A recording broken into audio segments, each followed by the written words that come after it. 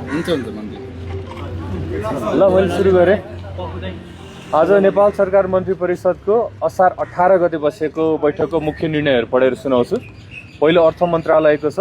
अर्थ सम्बन्धी केही नेपाल कानुनलाई संशोधन र खारेज गर्न बनेको विधेयक संघीय संसदमा पेश गर्न स्वीकृति गर्ने।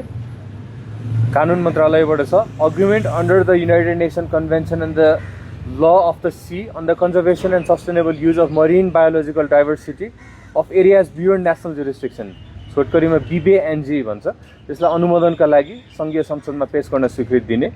गृह मन्त्रालयको छ। नेपाल प्रहरीमा कार्यरत 8 जना प्रहरी अतिरिक्त महानिरीक्षकहरूलाई सरुवा गर्ने। अर्को पूर्वाधार विकास मन्त्रालयको छ। विशिष्ट संरचना सञ्चालन तथा व्यवस्थापन विकास समितिको रिक्त कार्यकारी निर्देशक पदमा श्री धर्मराज खड्का धनकुटालाई नियुक्ति गर्ने। अर्को भूमि मन्त्रालयबाट छ। कमैया श्रम निषेध गर्ने सम्बन्धी पहिलो संशोधन नियमावली 2083 स्वीकृत गर्ने। अर्को शिक्षा मन्त्रालयको छ। शिक्षा 10औं संशोधन नियमावली 2083 स्वीकृत गर्ने। अर्को सञ्चार मन्त्रालयबाट छ। गोरखापत्र संस्थानको महाप्रबन्धक पदमा श्री हिक्मत बहादुर रावल कैलालीलाई नियुक्ति गर्ने। अर्को पनि सञ्चार मन्त्रालयकै छ। सुरक्षण मुद्रण केन्द्रको कार्यकारी निर्देशक पदमा श्री देवराज ढुङ्गाना मोरङलाई नियुक्ति गर्ने। अर्को राष्ट्रिय सदाचार नीति 2083 स्वीकृत गर्ने र राष्ट्रिय विज्ञापन नीति 2083 स्वीकृत गर्ने। आजका मुख्य निर्णयहरू यही नै रहेका छन्। मन्त्रीज्यू, अब रक्सी खानेलाई 50,000 जरिवाना अनि गाँजा खानेलाई कति जरिवाना राख्नुहुन्छ? त्यो अहिले सबै प्रस्तावित मात्र हो। त्यो सम्बन्धित मन्त्रालयले त्यसको बारेमा स्पष्ट बनाइसक्नु भएको छ है। छानबिन समितिले गृहमन्त्री उप छानबिन गरेर प्रतिवेदन बुझाएको महिना दिन काटिसक्यो। तपाईँहरूले यो 2-4 जनाले मात्र थाहा पाउने गरी छानबिन समिति बनाउनु भएको थियो कि प्रतिवेदन किन सार्वजनिक नगरेको? त्यो प्रतिवेदन सार्वजनिक हुन्छ, त्यसको त्यो नियमित प्रक्रियामा छ। त्यो नियमित प्रक्रियामा छ। प्रक्रिया पुरा भएर सार्वजनिक हुन्छ। त्यो ब्युरोक्रेटिक प्रक्रिया हुन्छ।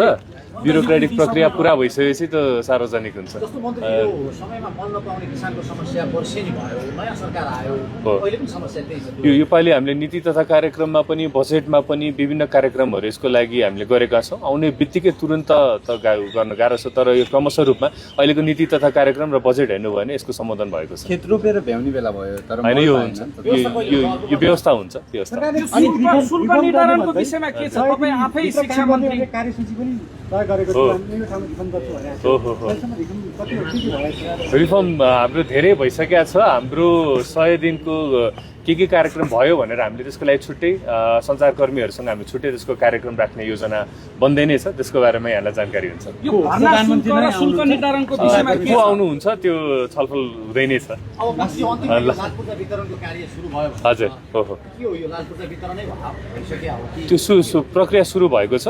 पहिचान गर्दै कसलाई दिनुपर्ने हो त्यो मन्त्रालयले त्यसको काम अगाडि बढाइसकेको छ। भर्ना शुल्क र शुल्क निर्धारण तपाईँहरूले बोल्नु भयो, यसको विषयमा हरेक मैले यसमा प्रेसमा ब्रिफ गर्ने बेला हरेकचोटि भनेको छु। हाम्रो सङ्घीय सरकारको क्षेत्र अधिकार कति हो, प्रदेशको कति हो, स्थानीय तहको कति हो, यहाँ मिडियाकर्मी साथीहरूलाई त्यो अवगतै छ। माध्यमिक तहसम्मको क्षेत्र अधिकार स्थानीय तहकोमा जान्छ। त्यसलाई रेगुलेट गर्नेदेखि लिएर कारबाही गर्नेदेखि लिएर सबै अधिकार उहाँहरूलाई छ। हामीले काठमाडौँ महानगरपालिकाको मेयरज्यूलाई, ललितपुर महानगरको मेयरज्यूलाई, मेयर्स फोरमको नगरपालिका सङ्घ, गाउँपालिका सङ्घ सबैको अध्यक्षहरूलाई पनि बोलाएर उहाँहरूलाई जति पनि कम्प्लेन आएको थियो त्यो कम्प्लेनको बारेमा पनि अवगत गरेर हामीलाई जति पनि कम्प्लेन आउँछ उहाँहरूलाई फरवर्ड हामीले गरिरहेका पनि छौँ। र उहाँ तपाईँहरूलाई के अन्य आवश्यक ह्युमन रिसोर्स सहयोग पर्छ भने हामी त्यसको लागि हामी काम गर्न तयार छौँ भनेर पनि भनेका छौँ। हाम्रो क्षेत्र अधिकारमा हुने जति हामीले सबै काम गरेका छौँ। हामीले भर्ना शुल्क पनि लिन नमिल्ने भनेको कुरा धेरैचोटि मैले स्पष्ट बनाइसकेको छु, फेरि पनि बनाउँछु। भर्ना शुल्क लिन मिल्दैन हरेक वर्ष भनेर शिक्षा नियमावलीमा भएको कुरा हो। हामीले जुन नियमावलीमा भएको कुरा छ त्यो अवगत गरेर हामीले प्रेस ब्रिफ एउटा निकालेका छौँ।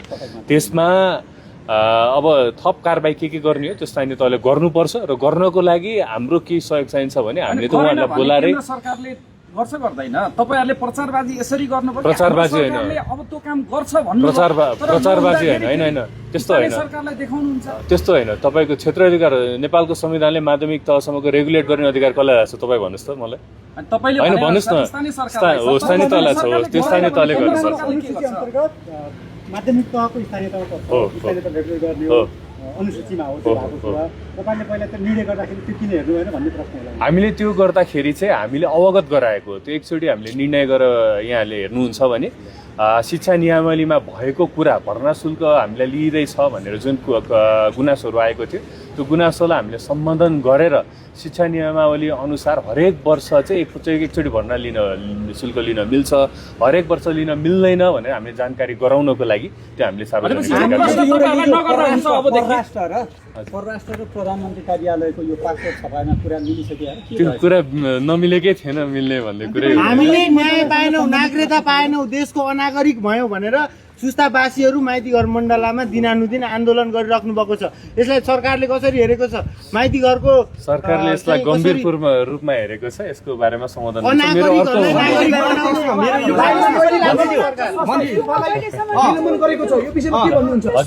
इन्फालाई फिफाले निलम्बन गर्यो, 3टा गेम खेल्न नपाउने भयो। अब त्यसमा तपाईँहरू कसरी जानु भएको छ अगाडि?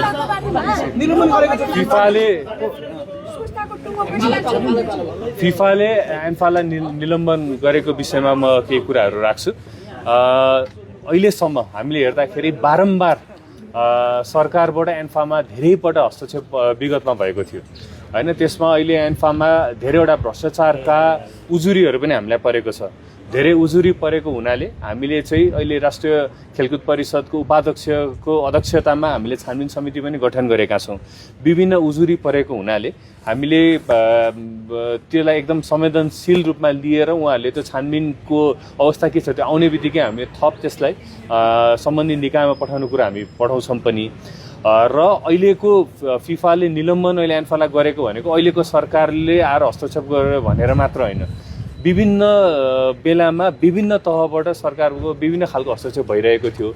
यो पटक पनि उहाँले के भनिराख्नु भएको छ भने विश्वकप हेर्न आँटेकोलाई हामीलाई रोक्यो भनेर गुनासो गरिराख्नु भएको छ। विश्वकपमा एन्फाको पदाधिकारीहरू अब त्यतिखेर जानुहुन्छ जतिखेर नेपालको फुटबलले केही न केही नेपाली विश्वकपै खेल्नुपर्छ भने पनि छैन। कुनै न कुनै आशा त देखाउनु पऱ्यो नि। लोकल डिभिजनको केही पनि गेम भइरहेको छैन, भ्रष्टाचार धेरै भइरहेको छैन, प्रश्न उठेको छ। नेपाल फुटबल अहिलेसम्म विकास हुन सकेको छैन।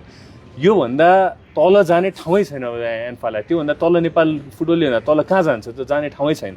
अब हामीले चाहिँ अगाडि कसरी बढ्ने भनेर मैले व्यक्तिगत रूपमा पनि विभिन्न विज्ञहरूसँग छलफल पनि गरिरहेको छु। फिफासँग हाम्रो अन्तर्क्रिया सुरु पनि भइसकेको छ। हामीले फिफाका पदाधिकारीहरूलाई एएफसीका पदाधिकारीहरूलाई वार्तामा पनि हामीले बोलाइसकेका छौँ। उहाँहरू आउनु भयो भने त्यो स्वाभाविक रूपमा त्यसमा छलफल पनि भइ नै हाल्छ। तर हामी नेपालको फुटबलप्रति हामी एकदमै संवेदनशील छौँ। नेपालको फुटबललाई जसरी हो भने हामी माथि उठाउनको लागि हामी त अठोट पनि छ। र अब यसपछि बन्ने एन्फामा राजनीतिक रूपमा होइन, जति पनि पदाधिकारीहरू बस्नुहुन्छ नेपालका पूर्व खेलाडीहरूले जसले फुटबलमा योगदान दिनुभएका छ, यहाँहरूले राष्ट्रिय खेलकुद परिषदमा हामीले नियुक्ति गरेको पदाधिकारी पनि देखिन सक्नुभएको छ। हामीले सबै खेलाडीहरूलाई गरेका छौँ। त्यसरी नै अब बन्ने एन्फा भनेको नेपालको फुटबललाई योगदान जसले गर्नुभएको छ, खेलाडीहरू जसले फुटबललाई माया गर्नुभएको छ र खेललाई बुझ्नुभएको छ, त्यस्ता व्यक्तित्वहरूलाई ल्याएर चाहिँ अब हामीले बन्ने एन्फा त्यस्तो बन्छ। र योभन्दा तल जाने ठाउँै नभएको हुनाले अहिले फिफाले निलम्बन गर्दा हो हामी सबैलाई चित्त दुखेको छ। तर योभन्दा तल जाने ठाउँै छैन। अब तल कति नै जान्छ र होइन। हामीले केही बोल्ड स्टेपहरू लिनुपर्छ, लिएको पनि हो। र अब हामीले चाहिँ एन्फालाई माथि उचाल्छौँ, सुधार्छौँ। र त्यो सुधार्नको लागि हामीले फुटबल प्रेमीहरूलाई मात्र राखेर सुधार्छौँ। यसमा राजनीतिक भर्ती केन्द्र हुन एन्फालाई थोरै पनि दिँदैनौँ। यसलाई भ्रष्टाचारको अखडा हुन हामी थोरै पनि दिँदैनौँ। हामी जे गर्छौँ फुटबल प्रेमीहरूलाई अगाडि राखेर एन्फालाई हामी अगाडि बढाउँछौँ। दुईवटा प्रश्न यहाँको मन्त्रालयसँग सम्बन्धित चाहिँ ट्युबको विश्वविद्यालयको जग्गालाई फिर्ता ल्याउनुको लागि त्यति बेलाको कुलपतिले हजुर प्रयास गर्नुभएको थियो, तपाईँले निलम्बन गर्नुभयो। 35 दिनको अल्टिमेटम पनि राखिएको थियो। त्यो 35 दिन पटेको पनि 45 दिन बढी भइसक्यो। फिर्ता हुन्छ कि कसरी हुन्छ त्यो एउटा। अर्को चाहिँ खर्च कटौती गर्ने भनेर अर्थ मन्त्रालय पनि सरकारको एउटा महत्त्वपूर्ण त्यो कुरा पनि छ, खर्च घटाउँछु भन्ने। तर तपाईँहरूले छुट्टै सचिव अरू मन्त्रालयमा अरू सल्लाहकार राख्ने भनेर जन खर्च घटाउनु भएको छ, यसलाई कसरी जस्टिफाई गर्नुहुन्छ? हुन्छ। पहिलो यो त्रिवीको कुरामा त्रिभुवन विश्वविद्यालयको जुन जग्गा अतिक्रमण भएको विषयमा छ त्यसमा प्रतिवेदन बनिसकेको छ र प्रतिवेदन खाली गराउनको लागि अगाडि सूचना पनि गरिएको छ। कति ठाउँमा उहाँहरूले खाली गरेर गइ पनि सक्नुभएको छ, कति ठाउँमा खाली भएको छैन। हामीले त्रिभुवन विश्वविद्यालय लगायत अन्य विश्वविद्यालयको पनि हामीले नयाँ उपकुलपति सहित सहितको हामीले काम सकाइसकेका छौँ। हाम्रो चाँडै नै 1-2 दिनमै नयाँ उपकुलपति पनि आउनुहुन्छ र उहाँहरूले यसलाई अझ जिम्मेवारपूर्ण रूपमा चाहिँ यसलाई अगाडि बढाउनुहुन्छ। त्यो हाम्रो एउटा उहाँहरूलाई जुन उपकुलपति आउनुहुन्छ पहिलो पटक नै हामीले बसेर उहाँहरूलाई यो त्रिभुवन विश्वविद्यालयको जग्गा चाहिँ प्राथमिकतामा छ भनेर उहाँलाई अवगत त्यो गराउँछौँ एउटा।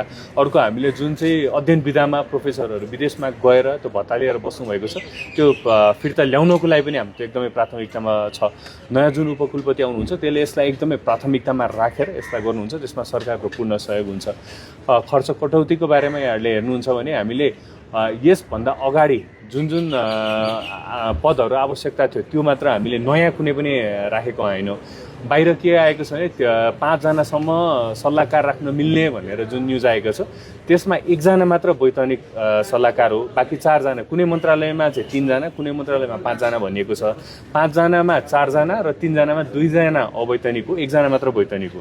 त्यसले गर्दा राज्यलाई त्यस्तो ठुलो आर्थिक भार त्यसले ल्याएको छैन। 5 जना वैतनिक भएको भए त्यसले धेरै आर्थिक भार ल्याउँथ्यो, तर 5 जनामा सल्लाहकारमा चाहिँ 1 जना मात्र वैतनिक हुनुहुन्छ है। हस्, धन्यवाद।